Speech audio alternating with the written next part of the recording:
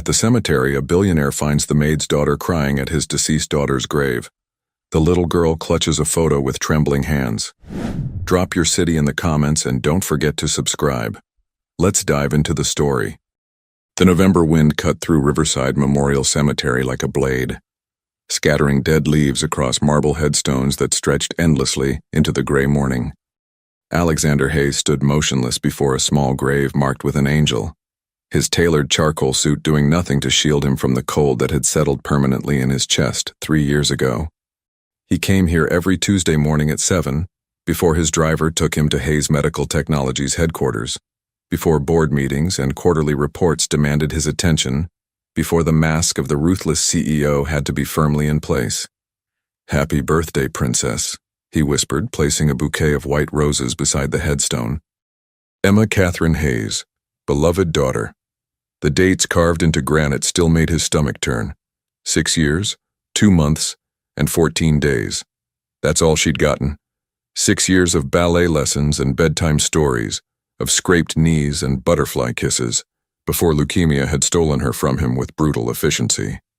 He was reaching to adjust the flowers when he heard it, a sound so fragile and broken it barely registered above the wind. Crying, a child crying. Alexander's head snapped up, his businessman's instinct for details immediately cataloging the scene. 20 feet away, partially hidden behind a large oak tree, a little girl sat cross-legged on the wet grass. She couldn't have been more than 7 years old, with honey-colored hair falling in tangled waves around her small shoulders. Her clothes were clean but worn, faded jeans with patches on the knees, a purple jacket 2 sizes too big, white sneakers that had seen better days. But it was what she held in her hands that made Alexander's breath catch in his throat. A photograph. Even from this distance he recognized it, Emma, his daughter. The same picture that sat on his desk at home, taken 6 months before she died. Emma in her pink tutu, arms outstretched, laughing at something beyond the camera frame. "Hey!" Alexander called out, his voice rougher than intended. "What are you doing here?" The girl's head jerked up, revealing a face streaked with tears and dirt. Her eyes, an unusual shade of amber, widened with fear as she scrambled to her feet, clutching the photograph against her chest like a shield. She looked ready to run. "Wait," Alexander said, softening his tone and raising his hands in what he hoped was a non-threatening gesture. "I'm not going to hurt you, that picture you're holding.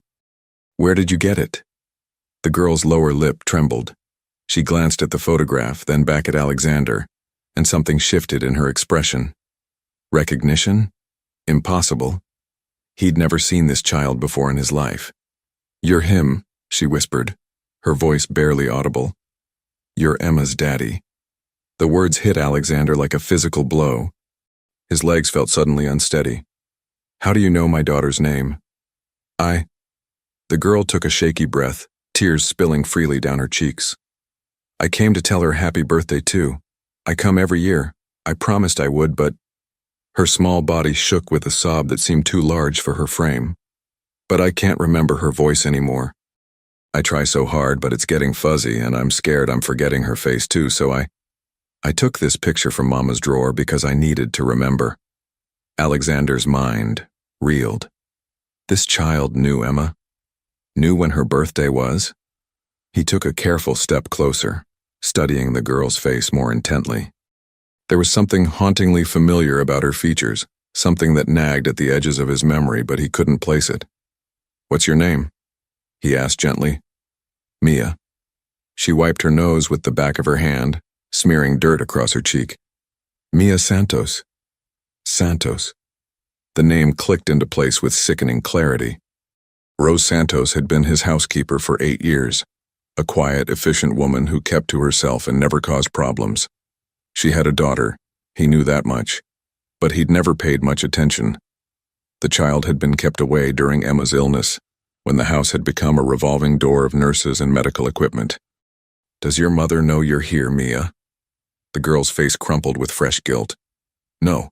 She thinks I'm at the park. I'm going to be in so much trouble. But I had to come. I had to say goodbye proper, because..." Her voice dropped to a whisper so soft Alexander had to lean in to hear it. "Because I might not be here next year." Ice flooded Alexander's veins. What do you mean? Mia's amber eyes met his, and in them he saw a knowledge no 7-year-old should possess. The awareness of her own mortality. He'd seen that same look in Emma's eyes during those final weeks. I have the same thing Emma had, Mia said simply, as if commenting on the weather. The doctors say it's called acute lymphoblastic leukemia. Emma was my friend at the hospital. She was the bravest person I ever knew, and she told me. Her voice broke. She told me not to be scared, that her daddy would make everything okay. But then she got really sick and they took her to a different room and I never got to say goodbye. The cemetery seemed to tilt beneath Alexander's feet. This child, this little girl with her mother's employer, had been in treatment with Emma, had known his daughter during those final nightmarish months. How had he not known? But even as the question formed, he knew the answer. He'd been so consumed by Emma's decline, so focused on finding experimental treatments and flying in specialists from around the world, that he'd barely registered the other children in the pediatric oncology ward. They'd been background noise, other people's tragedies that he'd been too terrified to acknowledge because acknowledging them meant accepting that his daughter might become another statistic. Mia, Alexander said, his throat tight. How did you and Emma become friends? A ghost of a smile touched the girl's lips. We had beds next to each other during chemo. Emma didn't like it when I cried, so she'd make up stories about a princess who lived in a cloud castle and could fly anywhere she wanted. She said when she got better, she was going to be a princess too, and she'd come get me and we'd fly together. Mia's smile faded. But Emma became an angel princess instead. She flies in heaven now. Alexander's carefully constructed walls, 3 years in the making, began to crack. He'd spent years avoiding the hospital, avoiding children, avoiding anything that reminded him of what he'd lost. Yet here was this little girl, carrying his daughter's memory with a tenderness he'd thought only he possessed. Can I? Mia's voice was hesitant. Can I put the picture back on Emma's stone? Mama says borrowing without asking is wrong, and I don't want Emma to think I stole from her. Keep it, Alexander heard himself say. Emma would have wanted you to have it. Mia's eyes went wide with disbelief and desperate hope. Really? I can keep it? Really? Alexander swallowed hard against the lump in his throat. But we need to get you home. Your mother must be worried sick. She works Tuesday mornings, Mia said, carefully tucking the photograph into her jacket pocket like it was made of spun glass. She cleans for rich people. I'm not supposed to go far from our apartment, but the bus to the cemetery is only 4 stops. 7 years old, navigating public transportation alone to visit a dead friend's grave. The image sent a cold fury through Alexander, though he couldn't say who he was angry at. Rose for the circumstances that forced a child into such independence, himself for being so blind, or the universe for being this cruel to someone so small. Come on, he said, extending his hand. I'll drive you home. Mia hesitated, her mother's warnings about strangers clearly warring with her exhaustion and grief. Then, with a trust that made Alexander's chest ache, she slipped her tiny hand into his. As they walked toward his Mercedes, Mia's voice cut through the morning air. Mr. Hayes, thank you for letting me keep the picture. And thank you for being Emma's daddy. She loved you so much.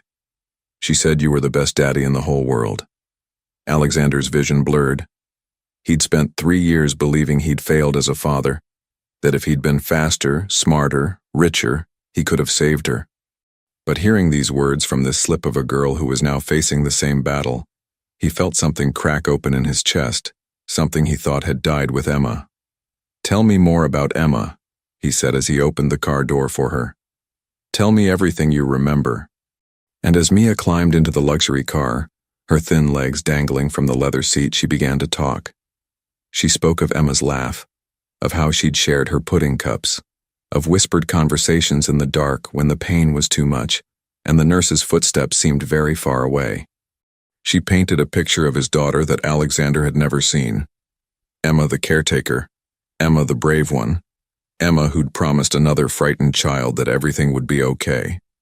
By the time they pulled up to the modest apartment building in the East End, Alexander had learned more about his daughter's final months than all the medical reports had ever told him. And he'd made a decision. He couldn't save Emma. But maybe, just maybe, he could save Mia. "Give me your mother's number," he told her as she unbuckled her seatbelt. "I need to talk to her about something important." Mia rattled off the digits, which Alexander immediately programmed into his phone. As she climbed out of the car, she turned back with that too-old look in her amber eyes. "Are you gonna fire Mama because I took the picture?" "No, Mia, I'm going to help you, I promise." She smiled then, really smiled, and for just a moment, Alexander saw Emma's expression reflected in this strange child's face. A trick of the light, surely, but it made his heart skip nonetheless. He watched her disappear into the building, then pulled away from the curb with his mind already racing. He had resources Emma had never gotten. 3 more years of medical research, connections to every major hospital in the country, and the fury of a father who'd failed once and would not fail again. What Alexander didn't know, as he headed toward his office with renewed purpose, was that saving Mia would unravel a secret that had been kept from him for 7 years. A secret that would transform this chance encounter into something that would either destroy him or redeem him entirely.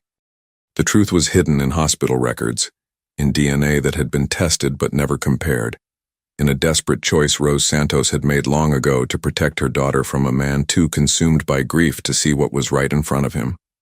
Sometimes the children we think we're saving turn out to be our own. Alexander Hayes hadn't set foot in the pediatric oncology wing of Metropolitan Children's Hospital in 3 years.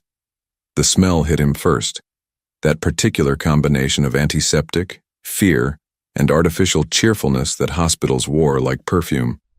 His hands clenched into fists as he followed Dr. Patricia Chen down the corridor, past walls covered in crayon drawings and construction paper butterflies, each one a child's desperate wish for transformation. "I appreciate you agreeing to meet on such short notice," Dr. Chen said, swiping her badge to access the oncology department. She was in her early 50s, with silver threading through her black hair and the kind eyes of someone who chose to bear witness to children's suffering every single day.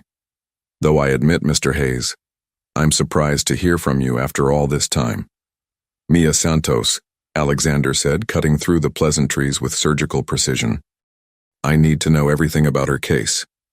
Dr. Chen's step faltered almost imperceptibly.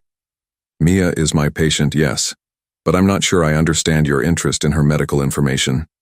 "HIPAA regulations." "I'm aware of the regulations." Alexander stopped walking and turned to face her fully. "Rose Santos is my employee. She has been for 8 years. I've just learned that her daughter is fighting the same cancer that killed Emma, and apparently they knew each other during treatment. Why was I never told?" The doctor's expression shifted to something between sympathy and professional caution. "Mr. Hayes, with all due respect, you made it very clear after Emma passed that you didn't want to be contacted about anything related to this hospital.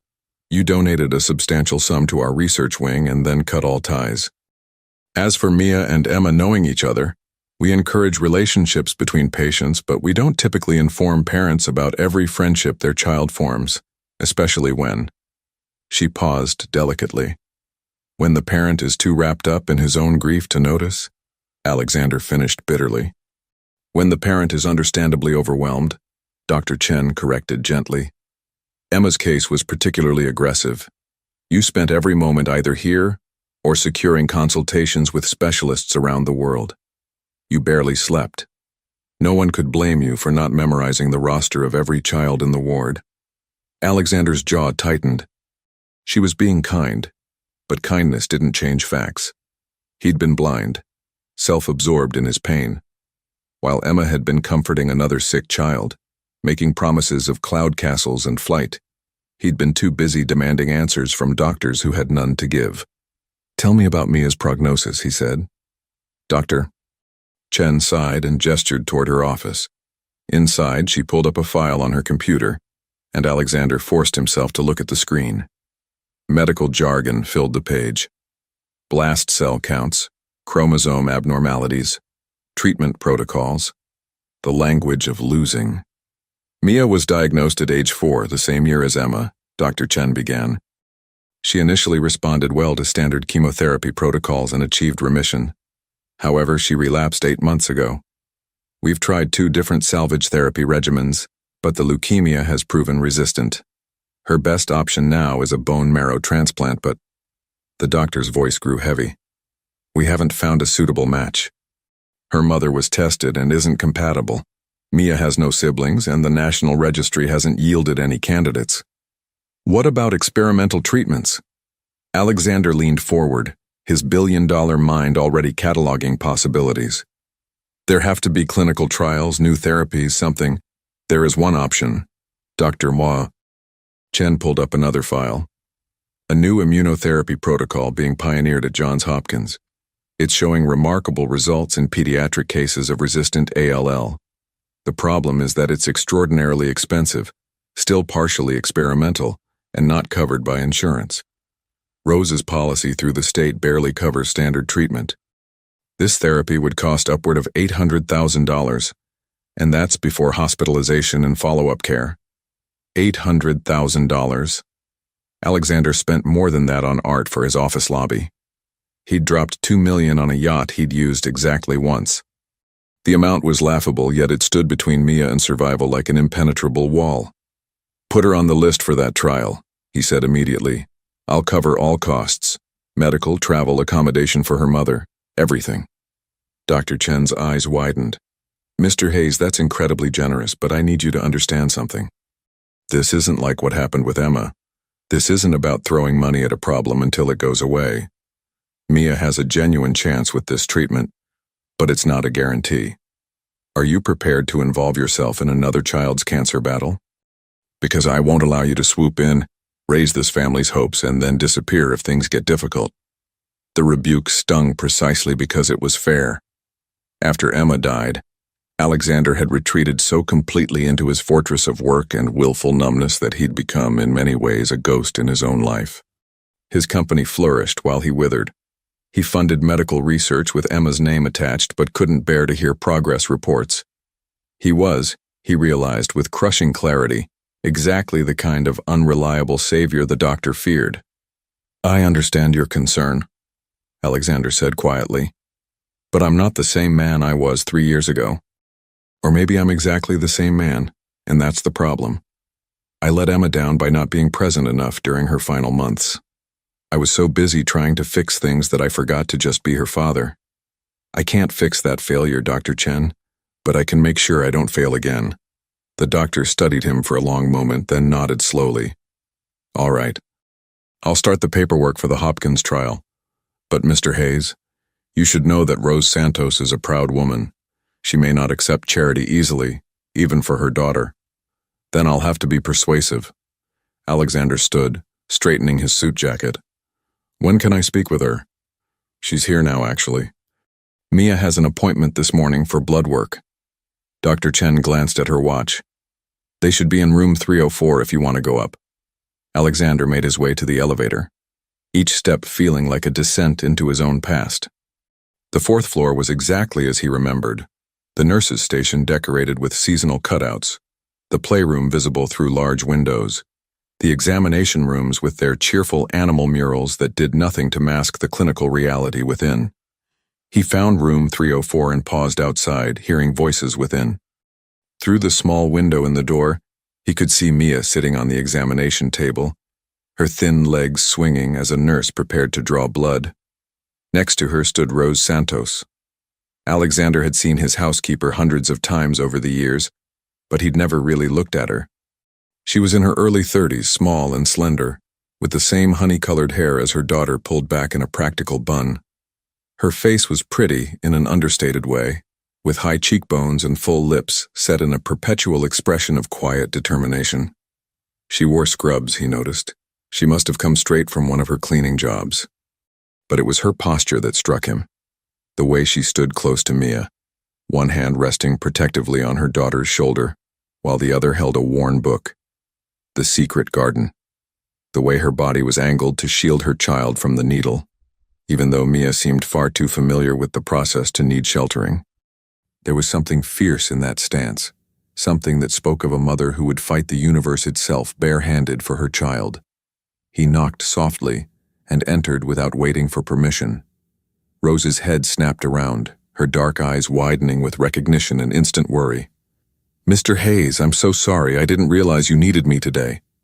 I can come by this afternoon to finish the upstairs." "That's not why I'm here."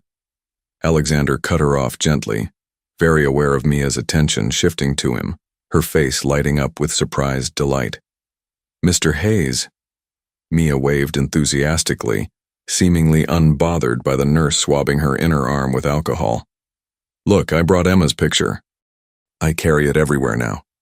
She pulled the photograph from her pocket, now protected in a plastic sleeve, and held it up proudly. Alexander's throat tightened at the sight of his daughter's smile, preserved and cherished by this child who had no obligation to remember her. "Mia." Rose's voice was sharp with confusion and concern. "How do you know Mr. Hayes?" "I met him at the cemetery," Mia said matter-of-factly. "He gave me Emma's picture." "Mama, did you know Emma was Mr. Hayes' daughter? She never told me her daddy was rich." The color drained from Rose's face. Her hand tightened on Mia's shoulder, and Alexander saw her other hand trembling slightly as it gripped the book. "You went to the cemetery?" "Mia Sofia Santos. We talked about this. You can't just—" "Rose." Alexander's voice was firm, but not unkind.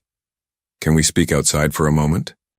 She looked like she wanted to refuse, but years of employer-employee dynamics won out. She kissed the top of Mia's head, murmured something about being right back, and followed Alexander into the hallway. The moment the door closed behind them, her professional mask cracked. "I'm so sorry, Mr. Hayes. I had no idea Mia had been bothering you. She's never mentioned meeting you, and I certainly never told her to approach you about Emma. If she's been inappropriate or made you uncomfortable—" "Rose, stop." Alexander held up a hand. "Mia hasn't done anything wrong. In fact, she's given me something I didn't know I needed." He paused, gathering his words carefully. "Why didn't you tell me your daughter knew Emma?" Rose's eyes dropped to the floor. "Because it wasn't relevant to my job, Mr. Hayes. And because after Emma passed, you made it clear you didn't want reminders of that time. I respected that. I kept my personal life separate from my work, the way it should be. Your daughter is dying of the same disease that killed mine." The words were brutal in their directness, and Rose flinched as if he'd struck her. Her jaw clenched, and when she looked up, there were tears in her eyes, but also steel. "I'm aware of that, Mr. Hayes. I'm aware of it every single day when I wake up and wonder if this is the year I lose her. Every time she gets a fever, every time her blood work comes back and I see the numbers heading in the wrong direction. I'm aware, and I'm doing everything I can with what I have." Her voice broke slightly, which isn't much. "There's a new treatment at Johns Hopkins," Alexander said. "Dr. Chen tells me it could save Mia's life, but it's expensive." Rose's expression shifted to wary hope, mixed with immediate suspicion.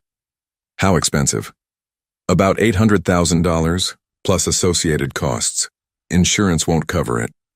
He watched the hope die in her eyes, replaced by the kind of exhausted resignation that came from years of fighting battles she couldn't win. "Of course it won't." She laughed, but it was a broken sound. "Thank you for telling me, Mr. Hayes. At least now I know what we're missing out on. I want to pay for it." The words hung in the air between them like a fragile thing. Rose's mouth opened, closed, opened again. "What?" "I want to pay for Mia's treatment, all of it. The trial, the hospital stays, everything she needs." Rose took a step back, shaking her head violently. "No, absolutely not. I don't accept charity, Mr. Hayes, especially not from my employer. I won't be in debt to you. It's not charity, and you wouldn't be in debt to me." Alexander's voice was steady, betraying none of the urgency thrumming through his veins. "Consider it Emma's legacy. She cared about Mia. She made her promises. I'm just making sure those promises get kept." Emma was 6 years old. She didn't understand what she was promising. But Rose's voice lacked conviction, and her eyes kept darting toward the door behind which her daughter sat, unknowingly at the center of this negotiation. "Maybe not," Alexander conceded. "But I'm 36 and I understand exactly what I'm offering. Rose, I have more money than I could spend in 10 lifetimes. Emma's death taught me that all the money in the world can't buy what matters, but sometimes it can buy a chance. Let me give Mia that chance. Why? The word burst from Rose like an accusation. Why do you care? You've barely looked at Mia in all the years I've worked for you. You didn't know she was sick. You didn't know she knew Emma. So why now? It was a fair question, and Alexander realized he didn't have a simple answer. Because he'd failed Emma? Because Mia had his daughter's photograph tucked against her heart? Because this 7-year-old girl carried his child's memory with more tenderness than he'd managed in 3 years? All of those reasons, and none of them. Because I can, he said finally. Because I have the power to save a child's life. And if I walk away from that, what kind of man does that make me? Your daughter rode a bus alone to a cemetery to honor my daughter's memory. The least I can do is honor that loyalty. Rose's tears finally spilled over. If you do this, if you pay for this treatment and it doesn't work, if Mia dies anyway, then we'll have tried, Alexander said, and she'll know she was fought for. That someone thought she was worth fighting for. She's worth everything, Rose whispered fiercely. She's worth the entire world. Then let me help you give her that world. For a long moment Rose simply stared at him, and Alexander could see the war raging behind her eyes. Pride versus pragmatism, independence versus her daughter's survival. Finally, she wiped her eyes with the back of her hand and nodded shakily. Okay, but on one condition, I will pay you back. I don't know how, and I don't know when, but I will find a way. This is a loan, Mr. Hayes, not a gift. Alexander knew better than to argue. If believing it was a loan made it possible for Rose to accept, then it was a loan. They could argue about repayment after Mia was healthy, after the immediate crisis had passed. Right now, all that mattered was getting her into that trial. Agreed, he said. They returned to the examination room, where Mia was finishing up with the nurse, a colorful bandage now decorating her inner arm. She looked up as they entered, her expression bright with innocent hope. Are we going home now, Mama? Rose glanced at Alexander, then back at her daughter. Actually, baby, we need to talk to Dr. Chen about something. Mr. Hayes has found a new treatment that might help you feel better. Really? Mia's eyes went wide. Will it make the bad cells go away forever? Maybe, Rose said carefully, her voice thick with emotion she was fighting to control. We're going to try. Mia's gaze shifted to Alexander, and in her amber eyes, he saw something that made his chest constrict painfully. Absolute trust. This child, who barely knew him, who had every reason to be cynical about adults and their promises, looked at him like he'd just offered her the moon. Thank you, Mr. Hayes, she said solemnly. Emma told me angels watch over their friends. I think she sent you to watch over me. Alexander had to turn away, pretending to study the cheerful mural of dancing animals on the wall while he fought for composure. When he trusted his voice again, he said, I'm not an angel, Mia, but I'm going to do everything I can to help you. That's a promise. Emma's daddy's promises are the best kind, Mia declared with absolute certainty. She told me so. As Dr. Chen was called in to discuss the next steps as paperwork began to materialize and treatment plans were sketched out, Alexander found himself watching Rose and Mia together. The way Rose's hand never left her daughter's shoulder, the way Mia leaned into her mother's touch like a flower-seeking son, the private smiles they exchanged that spoke of years of fighting this battle together, just the two of them against the world. There was something about them, something that tugged at the edges of Alexander's consciousness. A familiarity he couldn't name, the shape of Mia's eyes perhaps, or the way she tilted her head when she was listening intently. The stubborn set of Rose's jaw when Dr. Chen mentioned potential complications. Small things, insignificant things, that nonetheless felt significant in ways he couldn't articulate. But there was no time to examine these vague impressions. There was too much to do. Medical records to transfer, appointments to schedule, a little girl's life to save. What Alexander didn't know, as he threw himself into the logistics of Mia's treatment with the same intensity he'd once brought to building his business empire, was that some promises have consequences. Some acts of salvation carry their own revelations, and some truths once uncovered change everything you thought you knew about your own story. The call came at 2 in the morning. 3 weeks after Mia had been accepted into the Johns Hopkins trial. Alexander was in his home office, surrounded by financial reports he wasn't reading, when his phone lit up with Rose's number. He answered before the second ring. Mr. Hayes. Her voice was ragged, breaking on his name. I'm so sorry to call so late, but I didn't know who else. Mia's at County General. Her fever spiked to 104 and the ambulance just brought us in. Doctor.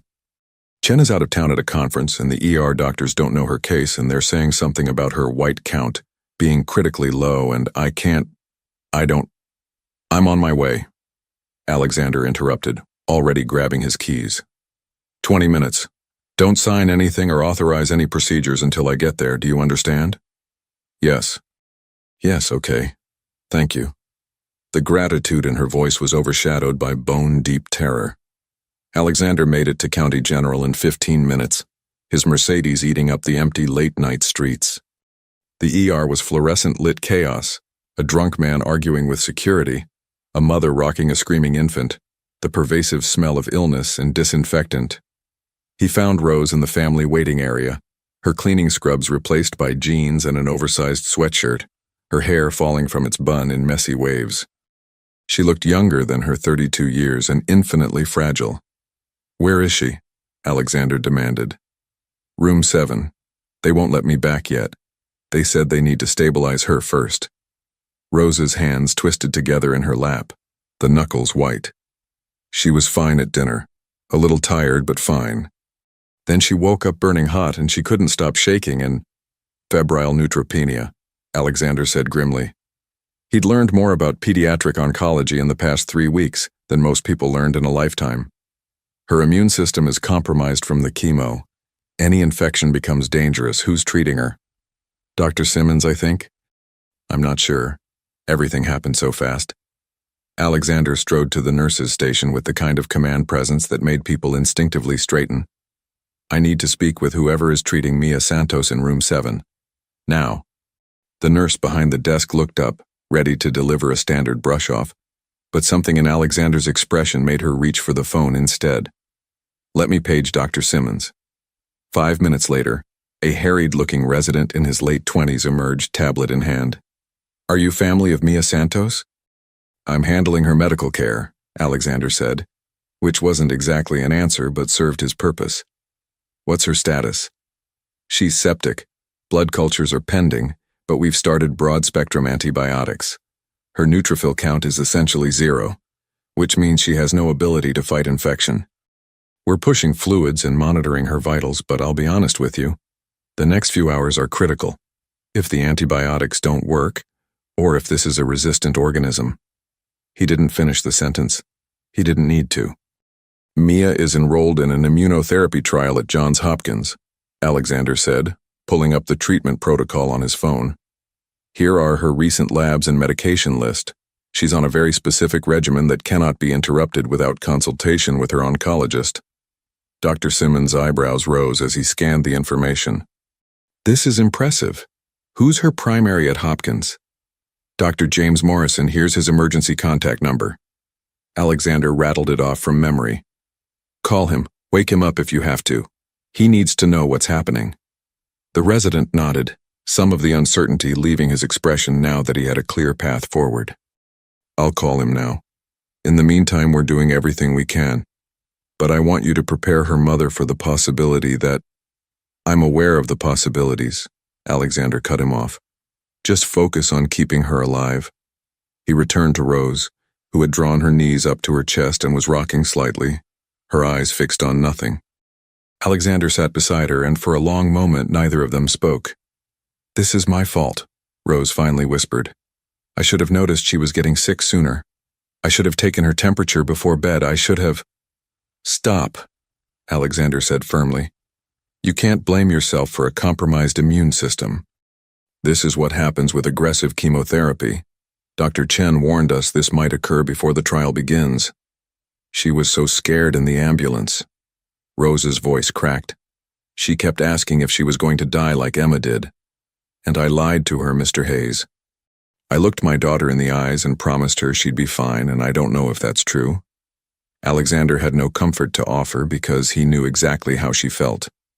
He'd made the same promises to Emma, had held her small hand and sworn everything would be okay right up until the moment it wasn't. The lies parents told dying children were the cruelest kind of love. Mia's not Emma, he said, as much to convince himself as Rose. She's going into this trial with better odds, better treatment options. She has a real chance. But what if the chance isn't enough? What if I lose her anyway and all this hope just makes it hurt worse? The raw question hung between them, unanswerable. Alexander thought about the past 3 weeks, about how he'd thrown himself into coordinating Mia's care with an intensity that bordered on obsession. He'd reviewed every aspect of the Johns Hopkins protocol, consulted with 3 additional specialists, ensured that every possible advantage was in place. He'd convinced himself that this time would be different, that preparation and resources would tilt the odds in their favor. But sitting in this ER waiting room, listening to monitors beep and intercoms crackle, he was forced to confront a truth he'd been avoiding, that some things couldn't be fixed with money or determination, that sometimes, despite everything, children died anyway. I don't know, he admitted quietly. I don't know if the hope makes it worse, but I know that giving up makes it certain. And Mia is a fighter. You've raised her to be strong. Rose let out a sound between a laugh and a sob. She shouldn't have to be this strong. She's 7 years old. She should be worrying about homework and playground politics, not whether she'll live to see 3rd grade.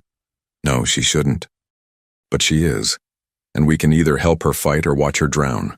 Those are the only choices we have. Before Rose could respond, Dr. Simmons emerged again, this time with slightly better news written across his features. I spoke with Dr. Morrison. He's flying in first thing in the morning to evaluate Mia personally. In the meantime, she's responding to the antibiotics. Her fever is coming down and her blood pressure is stabilizing. She's asking for her mother. Rose was on her feet before he finished speaking, practically running toward the examination rooms. Alexander followed more slowly, giving them space but unable to stay away entirely. Through the window, he could see Mia in the hospital bed, looking impossibly small against the white sheets. IVs snaked from her thin arms, and monitors blinked rhythmically beside her.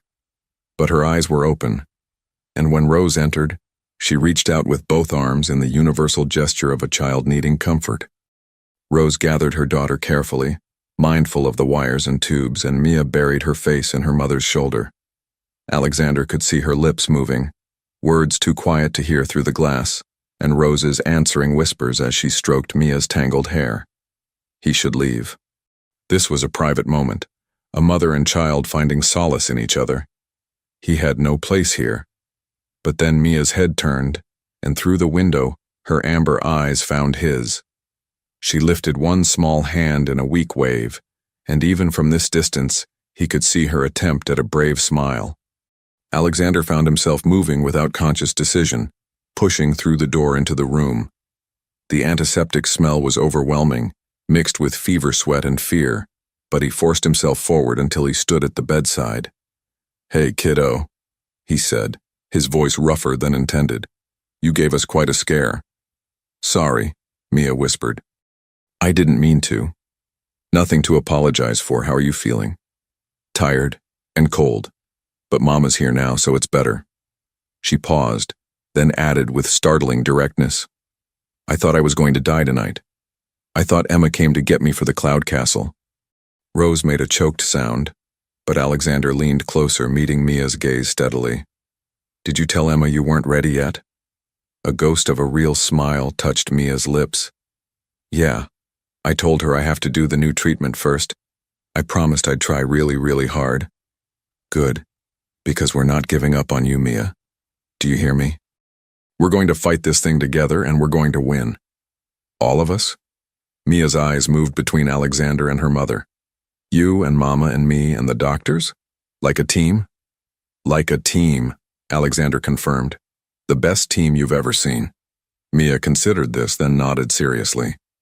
"Okay. But I have to warn you, I'm not very good at team sports. I always get picked last in gym." The unexpected joke startled a laugh from Alexander, and even Rose smiled through her tears. "I don't think this is the kind of team that worries about gym class performance." "Good, because I really stink at dodgeball." Mia yawned hugely, her eyelids drooping. Mr. Hayes, will you stay until I fall asleep? I don't like being alone in hospitals. Alexander glanced at Rose, who nodded permission. Of course I'll stay. He pulled up a chair on one side of the bed while Rose settled on the other, and they sat vigil as Mia's breathing gradually deepened into sleep. The monitors continued their rhythmic beeping, marking the steady beat of a heart that refused to quit fighting. Thank you, Rose said softly, once she was sure Mia was truly asleep. For coming, for caring. I know you didn't have to, and I know this isn't your responsibility, but nothing, Alexander interrupted. This is exactly where I need to be. And sitting there in the dim hospital room, watching this fragile child sleep between machines designed to keep her alive, Alexander felt something shift inside him. For 3 years he'd been living in the past, trapped in the moment he'd lost Emma, unable to move forward or find meaning in anything. But here, now, with Mia's small hand loosely curled around his finger even in sleep, he felt the first stirrings of something he'd thought he'd lost forever. Purpose. He couldn't save Emma. That door was closed. That chance was gone. But Mia was here, alive, fighting, giving him an opportunity for redemption he hadn't known he needed. What he didn't know as he sat in that vigil was that his connection to this child ran deeper than shared grief and circumstantial care, that there were secrets written in her DNA, truths hidden in Rose's frightened eyes, a past that would soon come rushing forward to reshape his understanding of everything. Some revelations arrive like thunder.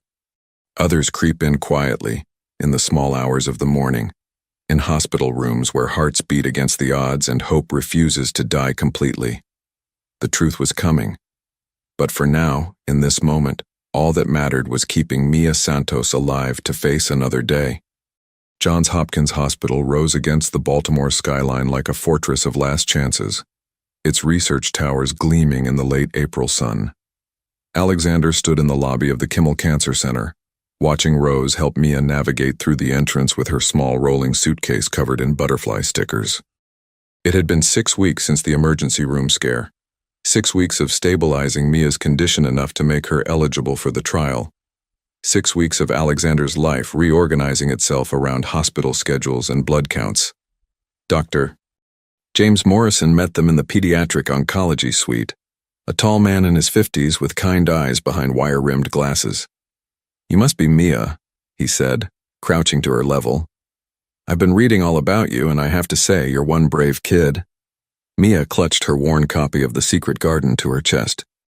Emma said brave doesn't mean you're not scared. It means you do the hard thing even when you're scared. Emma sounds like she was very wise, Dr. Morrison said gently. I promise we're going to take very good care of you here. The first week was a battery of tests, MRIs, bone marrow biopsies, comprehensive blood panels, genetic sequencing to ensure Mia's cancer would respond to the targeted immunotherapy. Alexander watched Rose try to maintain composure as strangers in white coats documented every aspect of her daughter's failing body.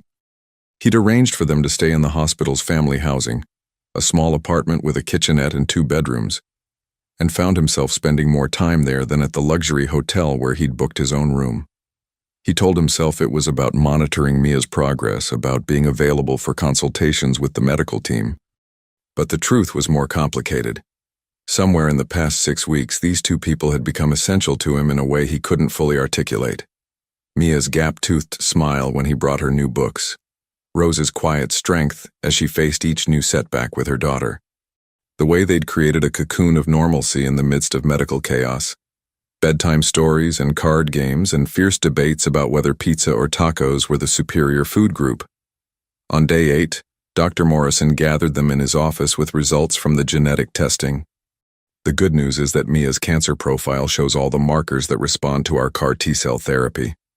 The challenging news is that the treatment itself is going to be extremely difficult. We'll essentially reprogram her own immune cells to attack the cancer, but the process will make her very sick before she gets better. We're talking high fevers, possible neurological effects, weeks in isolation. But it will work? Rose asked, her voice barely a whisper. I can't make promises, Dr. Morrison said carefully. But I can tell you that in our trial, 73% of patients achieved complete remission. Those are the best odds Mia has had since her relapse. 73%. Alexander did the math automatically. A 27% chance of failure. More than 1 in 4 children didn't make it. The number felt obscene and hopeful all at once. When do we start? Mia asked, speaking up for the first time. She'd been quiet during most of the medical discussions, but now her amber eyes were fixed on Dr. Morrison with fierce determination. Monday. We'll collect your T cells, send them to the lab for modification, and then when they're ready, we'll give them back to you. The whole process takes about 4 weeks from start to finish. That night, Alexander found Rose standing on the small balcony of the family apartment, staring out at the city lights. He'd brought Thai food, Mia's current favorite, but the little girl had fallen asleep before dinner, exhausted from another round of preparatory procedures. You should eat something, he said, joining her outside. Rose shook her head. I can't. Every time I try to swallow, I just keep thinking about Monday, about what they're going to do to her, about the 27%. Don't think about the 27%. Think about the 73. That's not how fear works, Mr. Hayes. She turned to look at him, and in the glow of the city below, he could see tears tracking down her face. I keep wondering if I made the right choice, if putting her through this is the right thing or just me being selfish because I can't let her go. Alexander understood the doubt intimately. He'd tortured himself with similar questions during Emma's final weeks. Was he prolonging her suffering? Was his desperate need to save her causing more harm than good? You're giving her a chance to live, Rose. That's not selfish. That's love. Is it? Because sometimes I look at her and she's so tired, and I wonder if love should mean letting her rest, letting her be with Emma in the cloud castle where nothing hurts anymore. Her voice broke completely. God, listen to me.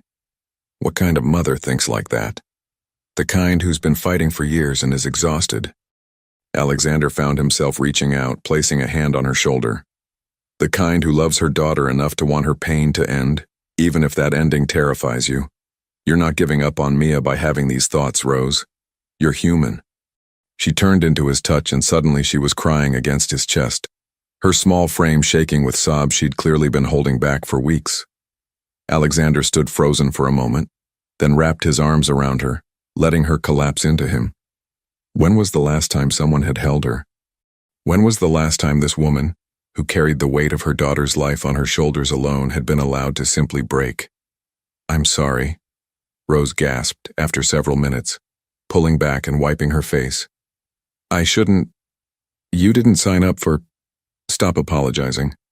Alexander's voice was firmer than he intended. You're allowed to fall apart sometimes.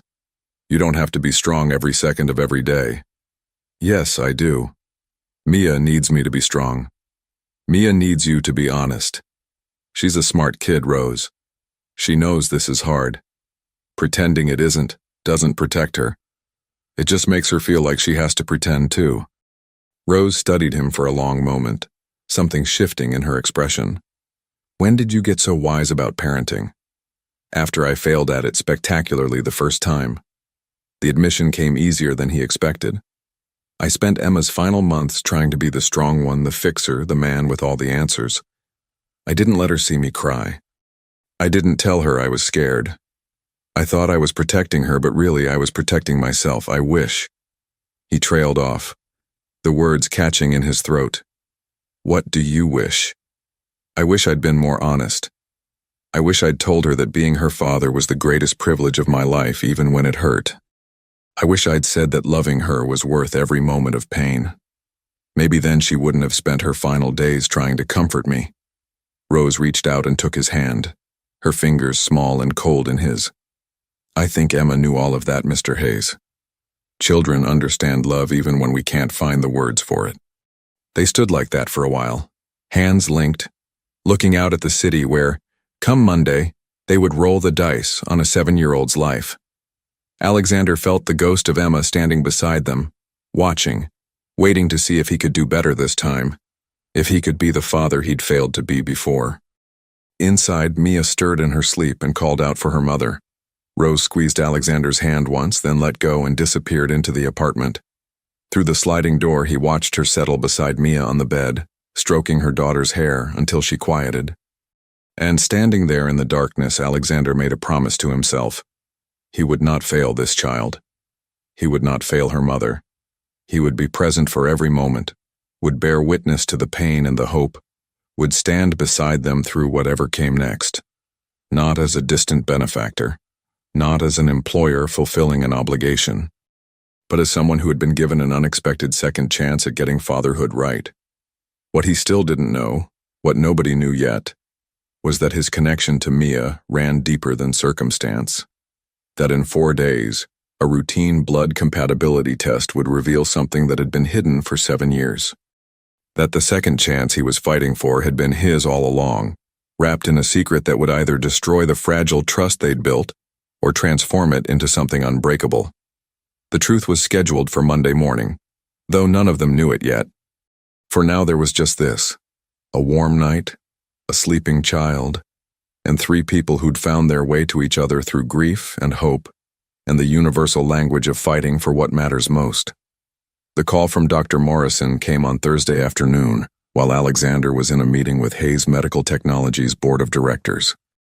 He excused himself immediately, his assistant's surprised expression barely registering as he strode from the conference room. "Dr. Morrison, is Mia—" "Mia's fine," the doctor said quickly. "She's tolerating the T-cell collection well. But I need you to come to the hospital as soon as possible. There's something we need to discuss in person." "Is Rose with you?" "She's at the hospital with Mia." "What's this about?" A pause. "Mr. Hayes, I'd rather discuss this face to face. Can you be here in an hour?" The drive from New York to Baltimore had never felt longer. Alexander's mind raced through possibilities: complications with the treatment, insurance issues, something wrong with Mia's blood work. But the tone in Dr. Morrison's voice suggested something different, something bigger. He found the doctor in his office, Rose already seated across from his desk. Her face was pale, her hands twisted together in her lap. When Alexander entered, she didn't look up. "Thank you for coming so quickly," Dr. Morrison said. "Please sit down." Alexander remained standing. "What's going on?" The doctor opened a file on his desk, then seemed to reconsider his approach. "As part of Mia's pre-treatment workup, we run comprehensive genetic testing. It helps us understand how her body will respond to the therapy. During that process, we also test for potential bone marrow matches in case the CAR T-cell therapy doesn't work, and we need to pursue transplant options." "You found a match?" Alexander's heart leaped. "That's incredible news. Why do you both look like someone died?" "We found a match," Dr. Morrison confirmed. "But not in the registry. Mr. Hayes, when was the last time you had your blood drawn?" The question was so unexpected that Alexander had to think about it. "About 2 months ago. You requested a sample when I first contacted you about Mia's case.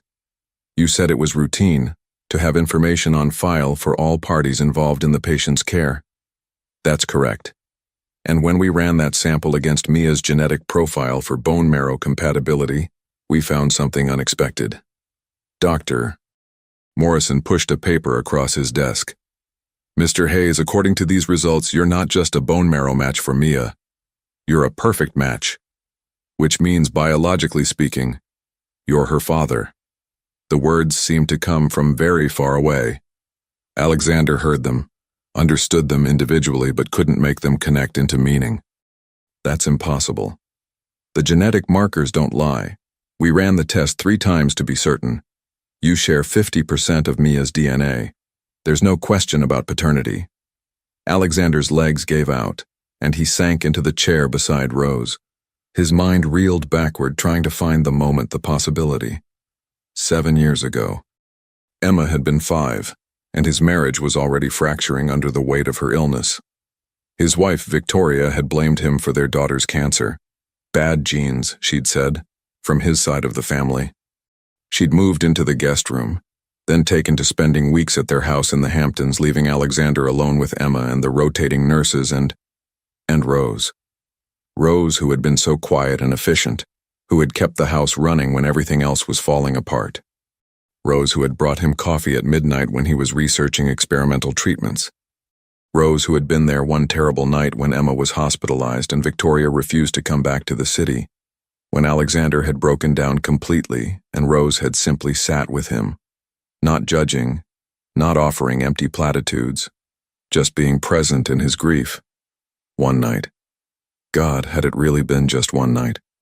He barely remembered the details. They'd both been half destroyed by exhaustion and sorrow, seeking comfort in the only way that made sense when words had failed. And then morning had come, and they'd agreed without discussing it that it had been a mistake, a moment of weakness they'd both pretend hadn't happened. "Rose," Alexander said, his voice hoarse. "Did you know?" She finally looked at him and her eyes were filled with tears, and something that looked like shame. "I suspected. When I found out I was pregnant, I did the math. But I couldn't be sure. And I couldn't." Her voice broke. "You were dealing with Emma's cancer. Your marriage was ending. The last thing you needed was your housekeeper claiming you'd fathered her child. So I left. I told you I had to move to take care of my sick mother, and you were so distracted you barely noticed. I went to Philadelphia, had Mia, and tried to build a life.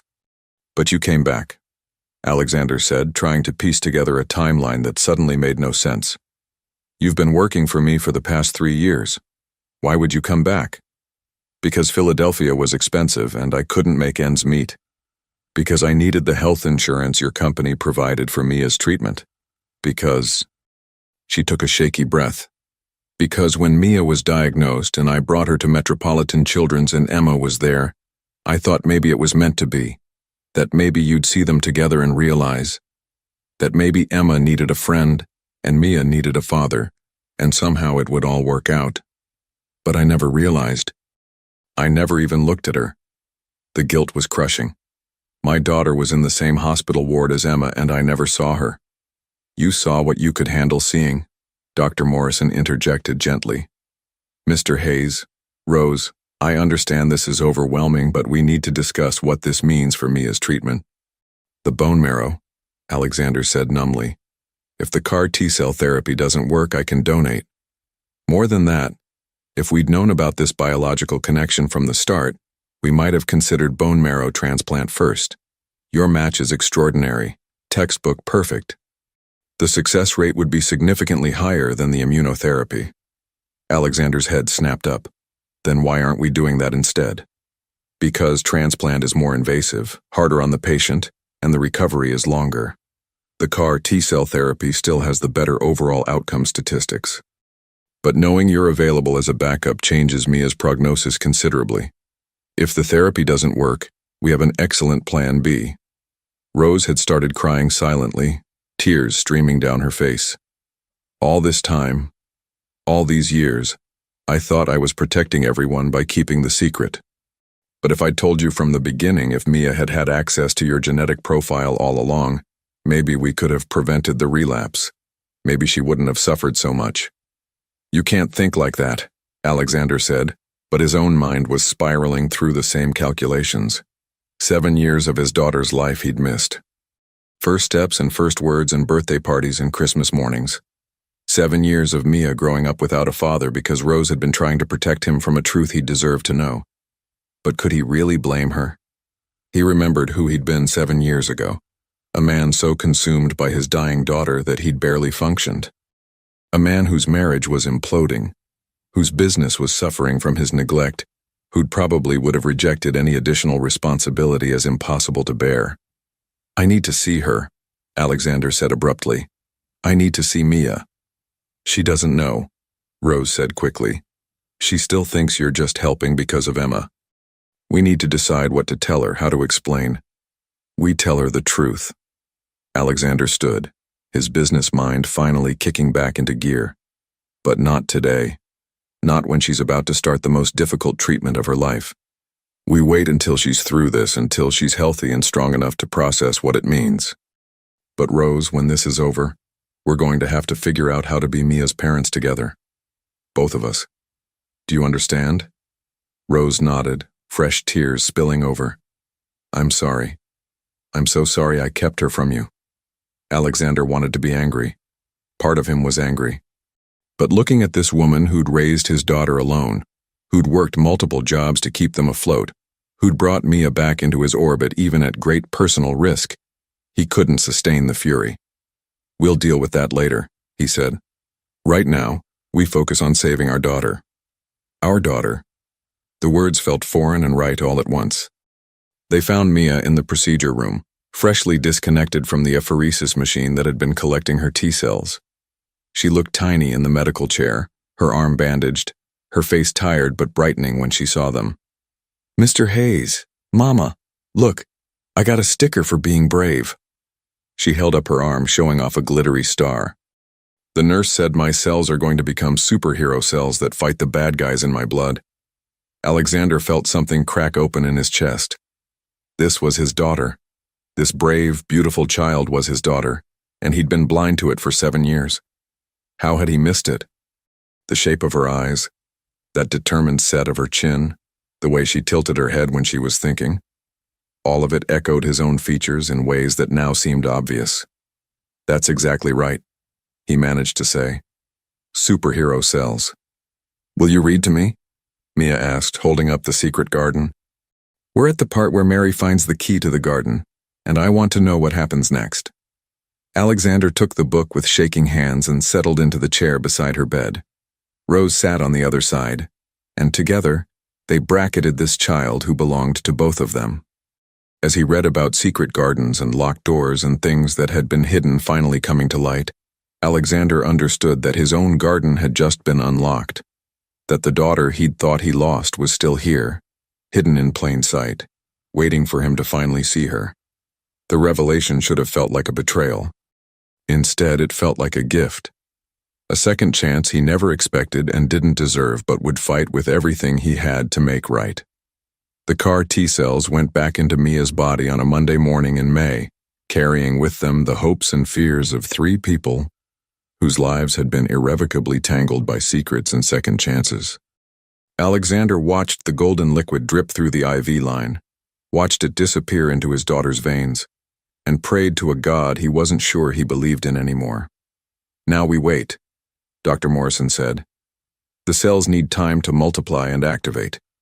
Mia will likely develop a fever within the next few days as her immune system responds. We'll manage symptoms as they arise, but I won't lie to you. The next 2 weeks will be the hardest thing she's ever faced." He wasn't wrong. By Wednesday, Mia's fever spiked to 105. By Friday, she was hallucinating, convinced that Emma was in the room with her, calling her to the cloud castle. Rose slept on a cot beside her bed, and Alexander took up residence in a chair by the window, both of them maintaining a vigil that felt like standing at the edge of a cliff, waiting to see which way the wind would blow. On day 9, Mia stopped recognizing them. Her brain, inflamed by the cytokine storm the therapy had triggered, saw them as strangers. She cried for her mama, and didn't understand that Rose was right there, holding her hand. She asked where Mr. Hayes was while Alexander sat 3 feet away, his heart breaking with every confused question. "Is this normal?" Rose asked Dr. Morrison desperately. "The confusion, the personality changes? It's a known side effect. Her brain is temporarily affected by the inflammation. It should resolve as the storm passes." But even the doctor looked worried, his brow furrowed as he reviewed her latest scans. That night, Alexander found himself alone with Mia while Rose was down the hall, finally taking a shower at the insistence of the nursing staff. Mia's eyes were half open, glassy with fever, not quite seeing him. "I'm sorry, Princess," Alexander whispered, taking her small hand in his. "I'm sorry I didn't know you sooner. I'm sorry for every birthday I missed, every bedtime story I wasn't there to read. I'm sorry I was too blind to see what was right in front of me. But I see you now, Mia. I see you, and I'm not going anywhere.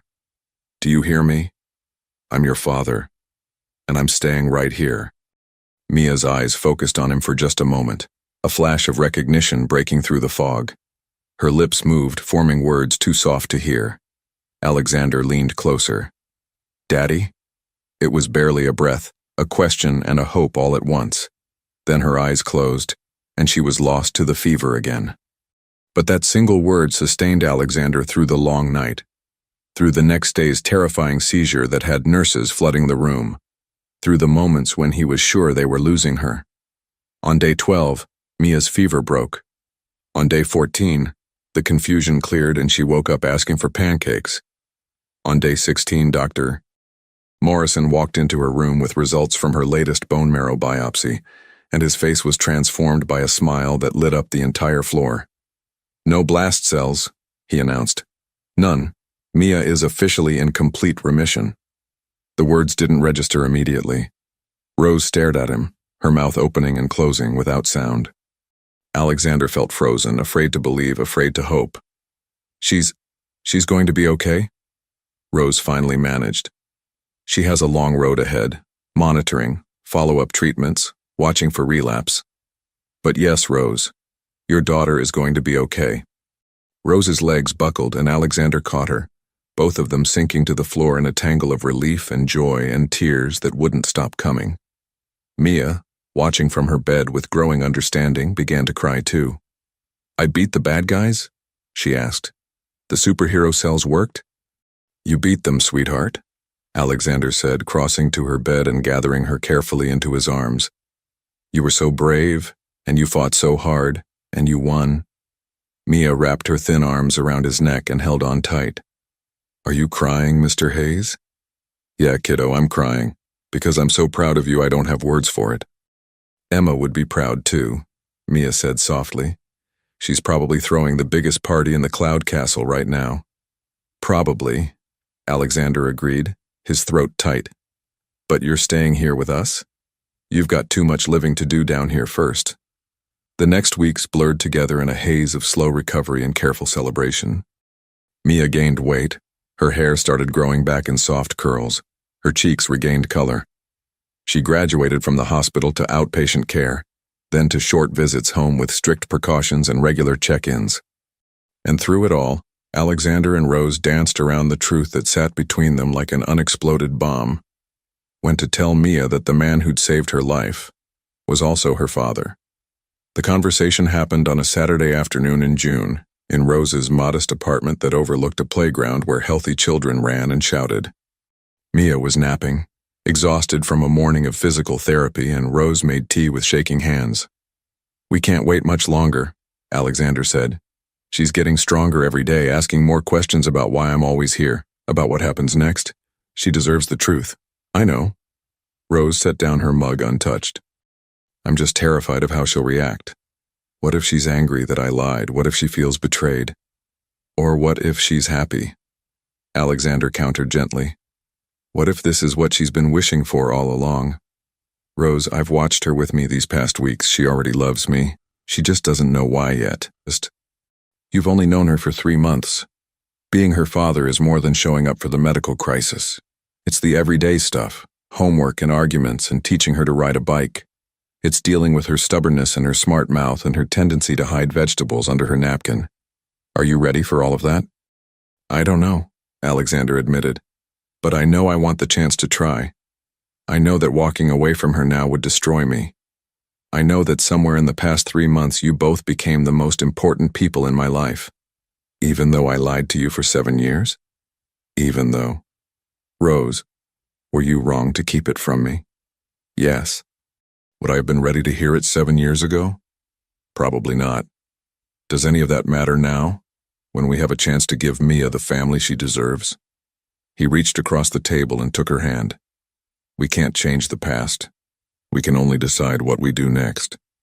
Mia's voice interrupted from the doorway. "What are you deciding?" They both jumped, turning to find her standing there in her pajamas, her new hair sticking up at odd angles, her amber eyes curious and alert. "Mia, sweetheart, you're supposed to be sleeping," Rose said. "I heard talking. Are you and Mr. Hayes fighting?" "No, honey, we're not fighting, we're—" Rose looked at Alexander, a question in her eyes. He nodded. "We're talking about how to tell you something important." Mia padded over and climbed into her mother's lap with the easy confidence of a child who'd been held through every storm. "Is it bad news?" "Because I don't want any more bad news for a while." "It's not bad news," Alexander said carefully. "It's complicated news." Mia, do you remember when the doctors took my blood a few months ago? She nodded. They said they wanted to test if you could be my match for the transplant we didn't end up needing. That's right. And when they did that test, they discovered something surprising. They discovered that I'm not just a match for you, Mia. I'm related to you. He took a breath. I'm your father. Mia blinked at him, processing. Like, my daddy father? Not just Mr. Hayes who's helping? Like your daddy father. She looked at Rose. Did you know, Mama? Yes, baby. I knew, and I should have told you sooner. I'm so sorry I kept it secret. Why did you? It was such a simple question, asked with a child's directness demanding truth. Rose's eyes filled with tears. Because I was scared. Because when you were born, Mr. Hayes's daughter Emma was very sick, and I thought telling him would make everything harder for everyone. I thought I was protecting you both, but I realize now I was just protecting myself from being afraid. Mia was quiet for a long moment, her forehead scrunched in the way it did when she was thinking hard. Then she slid off Rose's lap and walked over to Alexander. She studied his face intently as if seeing him for the first time. Do I have your eyes? She asked. You do. And my stubborn chin. And my smart mouth? Despite everything, Alexander laughed. Definitely. Mia reached out and touched his face, her small hand patting his cheek. I wished for a daddy every birthday.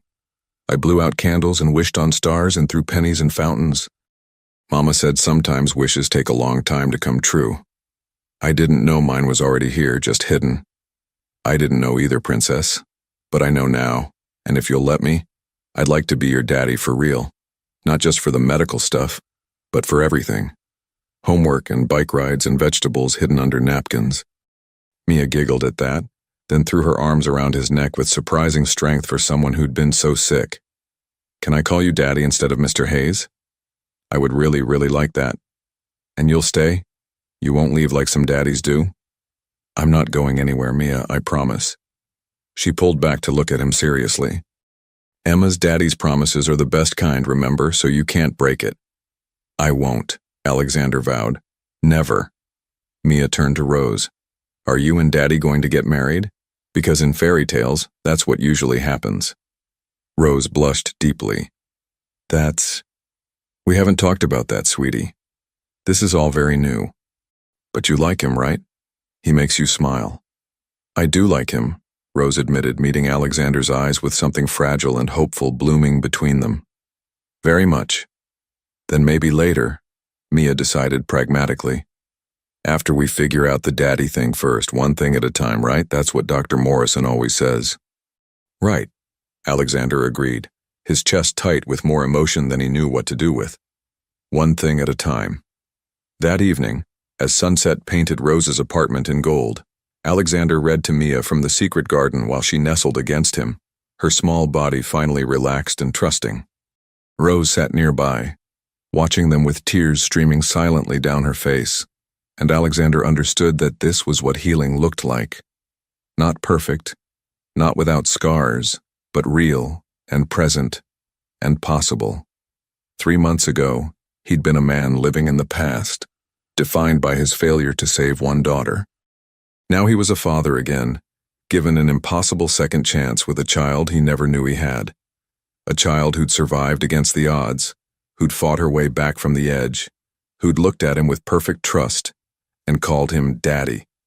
The end, Alexander read, closing the book as Mia's breathing deepened into sleep.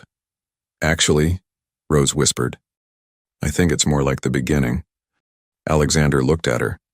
This woman who'd kept his daughter safe for 7 years, who'd brought Mia back into his life even when it would have been easier to stay away, who'd shown him that love wasn't about perfection, but about showing up, about trying, about being present for the messy, complicated, beautiful reality of another person's life. Yeah, he agreed softly. The beginning. Outside, the playground where Mia would soon run and play was empty in the twilight. But tomorrow it would fill again with children's laughter, with life continuing in all its chaotic glory. Tomorrow, Mia would wake up healthy and healing, would call him Daddy, would remind them both that miracles sometimes wore disguises, that the children we think we're saving sometimes turn out to be our own. That the greatest love stories aren't the ones that unfold perfectly, but the ones that survive being broken and find their way back to wholeness. Emma's picture sat on the mantel, her smile forever frozen at 6 years old, forever loved. But beside it now was a new photo. Mia at 7, victorious and alive, flanked by the parents who'd found their way to each other through grief and secrets and the undeniable pull of family. Some stories end in cemeteries, others begin there, with a crying child and a photograph and a promise that refuses to die. This was both and neither, an ending and a beginning, a loss and a finding, proof that sometimes the greatest redemption comes disguised as a second chance you never knew you needed. The cloud castle could wait. Mia had living to do first, and Alexander Hayes, who'd once believed he'd lost everything, had just discovered he'd been given the world.